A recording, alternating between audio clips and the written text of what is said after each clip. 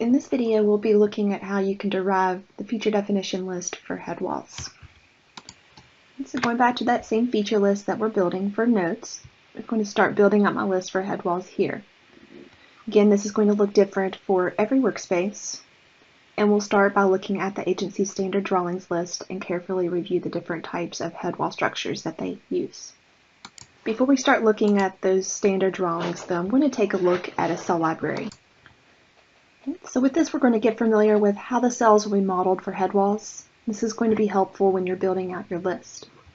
So when we think of head walls, we have a plan and a bottom cell. We're not going to have a top cell. So in the 3D model, we're only working with the one cell. And this is because the heights do not vary with the head walls, as they do with the inlets and the manholes. But in the 3D bottom cell, look at that first. And I'll put this in a wireframe so that we can see them better. We're going to have a top elevation point and a bottom elevation point.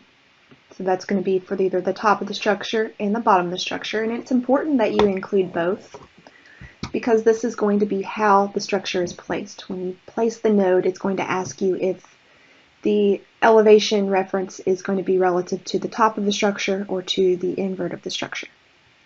We're also going to be including connection regions on either end so that we can connect either a conduit like a pipe or maybe like a ditch.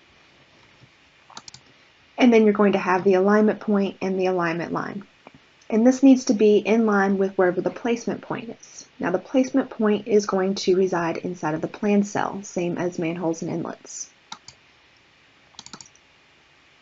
All right, so looking at a plan cell here, I've got the alignment point and the alignment line. And then I'm also going to have a location point, which is going to be the location in the cell that you're going to place it around. Now currently, the way that these cells are supported in drainage and utilities is that if you want to use the match slope of conduit, which will actually rotate the end wall cell to match the slope of the conduit, then you have to put the placement cell on the side that's connecting to the conduit, to the pipe. Otherwise, it's going to rotate about this point and break away from the pipe if you have it in another location, like on the outlet end. But it is common for people to want to place these cells and snap to a ditch bottom, so the placement point would be out here instead. Just know that you're going to have to sacrifice the loss of that capability. You won't be able to slope to match the conduit anymore. Alright, so now I'm going to go into the standard drawings list. We're going to take a look at head walls. So here we're going to closely look at the list and find all the different types of head wall features that we need to add into our list. So I see I've got RCP flared ends, and then I have RCP arch flared ends. And if I go into these details, I'll see that I have different sizes available. So I'm going to have a separate feature definition for each size conduit, as that's going to relate to different dimensions inside of my actual end section. So for each one of these, I'm going to look at the detail and I'm going to identify what sizes I need. And then I'm going to build those out into my list that I have inside of Excel. So you can see for each type I have all the different sizes.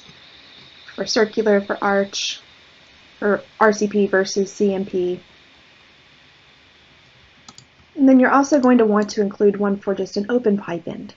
So this is when we don't have an actual physical structure, but we still need to have the node to be able to place the conduit between.